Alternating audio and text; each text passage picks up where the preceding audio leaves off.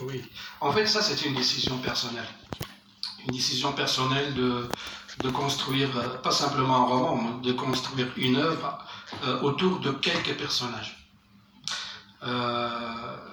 D'ailleurs, les personnes qui ont lu Le Silence blanc et L'amour et paradis se rendent compte facilement qu'il s'agit presque de la même histoire. C'est la suite, en fait. Tout simplement parce que dans Le Silence blanc, le personnage principal, c'était la petite Chomicha, et dans L'amour et paradis, le personnage principal, c'est l'ami de Chomicha, ça veut dire Michel Charles.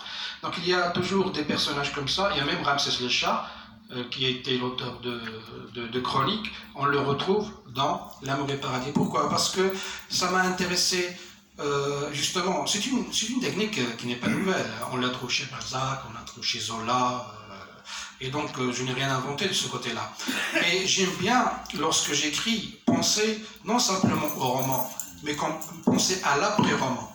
C'est-à-dire, je pose des questions, je soulève des problématiques dans un roman, je les laisse sans réponse, mais dans ma tête, la réponse viendra dans un autre roman, etc. etc. Donc, on a commencé par Ramsès le chat qu'on retrouve dans Le Silence blanc et qu'on retrouve en tant que narrateur dans L'amour et paradis.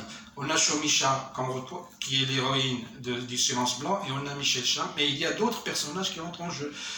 Bien entendu, il y a déjà des chantiers que j'ai commencé, que je n'ai pas terminé. Il y aura un roman, si tout va bien, qui sera consacré à Jenna, le personnage de Jenna, qui je trouve un personnage intéressant. Le personnage vraiment pour lequel j'ai beaucoup de, je dirais, d'estime, je ne sais pas si le mot est juste, mais en tout cas, sur lequel je vais travailler maintenant, c'est le personnage de Mehdi. Parce que Mehdi est un personnage véritablement complexe. C'est un tout, c'est un épicurien, c'est un sophie, c'est un arriviste, voilà ce que je dis. C'est un personnage tellement complexe que j'ai envie de lui consacrer un roman, et j'y travaille.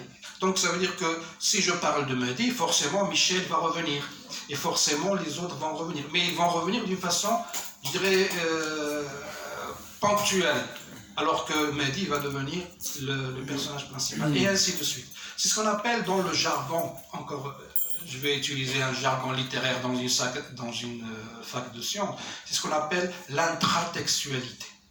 L'intratextualité, alors il y a deux types, il y a ce qu'on appelle l'intertextualité et l'intratextualité. L'intertextualité, c'est lorsque, par exemple, je prends des passages ou des idées qui appartiennent à un autre écrivain et je les mets dans mon propre roman. Hein, l'intertextualité. Donc, l'intratextualité, c'est lorsque je prends des extraits de de ma propre création, et je la mets dans un autre roman. Et là, ce que je fais de l'intratextualité.